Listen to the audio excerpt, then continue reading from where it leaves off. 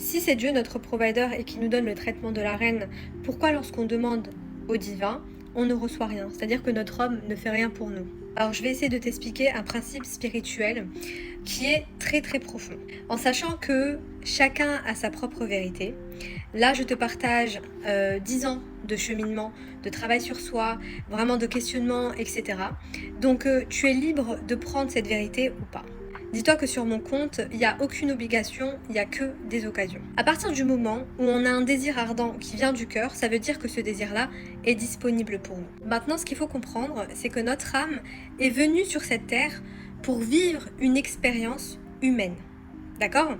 C'est-à-dire que la plupart des gens s'identifient à un prénom, à une culture, à un corps, etc. On oublie qu'à la base, nous sommes une conscience éternelle qui transcende le temps et l'espace, c'est-à-dire que nous sommes une âme, un fragment du divin. Et donc ton âme est venue sur cette terre pour expérimenter, pour comprendre certaines choses, pour évoluer peut-être, je sais pas. Et donc forcément, si Dieu nous donne tout ce qu'on désire comme ça, sans cheminement intérieur, sans transformation intérieure, à un moment donné, comprend qu'on n'a rien à faire sur cette terre.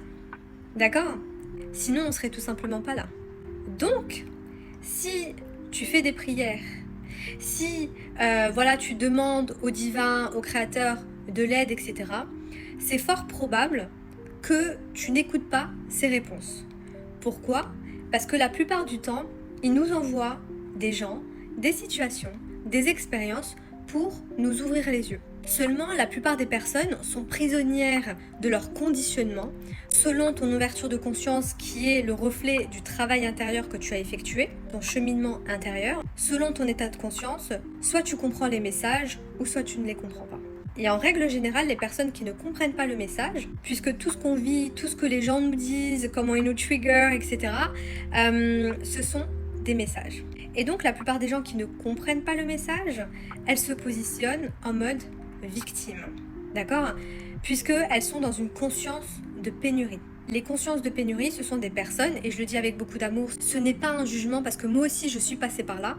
Les consciences de pénurie ont tendance à pointer du doigt les autres. C'est les autres les méchants. Après, est-ce que ça veut dire que c'est toi la méchante? Non, ça n'a rien à voir. Juste comprends que à l'intérieur de toi, tu as un système, d'accord, un programme qui fait que tu attires certaines situations. Et étant donné que la vie est un jeu, puisqu'on oublie pourquoi on est venu, mais la vie est un jeu, dis-toi que c'est comme si ton âme, elle disait au créateur, attends, là, je sais que ça c'est disponible pour moi, mais j'ai envie de comprendre la leçon entre guillemets, donc s'il te plaît, ne me donne pas là tout de suite ce que je désire, tant que je n'ai pas pris conscience de ce qui me bloquait.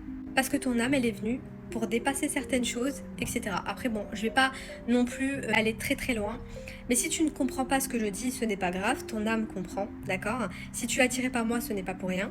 Mais garde à l'esprit que la vie est un jeu. Que la vie te met sur ton chemin des situations, des personnes qui sont le reflet de ton conditionnement qui t'empêche d'avoir tes bénédictions.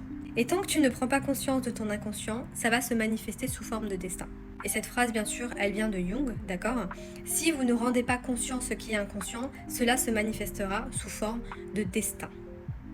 Même si ton désir est disponible pour toi, tant que tu ne vas pas débloquer et te libérer de ton conditionnement, tu n'auras pas ce que tu désires. T'as beau jouer à la femme fatale, Black Cat énergie, fuis-moi je te suis, l'énergie féminine, etc. Comme moi je l'apprends, hein, je parle beaucoup d'énergie féminine, mais à un moment donné, si tu vas pas dans ta programmation inconsciente, t'auras beau faire tout ce que tu veux, t'auras toujours les mêmes situations qui vont revenir, encore et encore et encore et encore, jusqu'à que tu en auras marre d'en avoir marre, et c'est là où tu vas commencer à changer.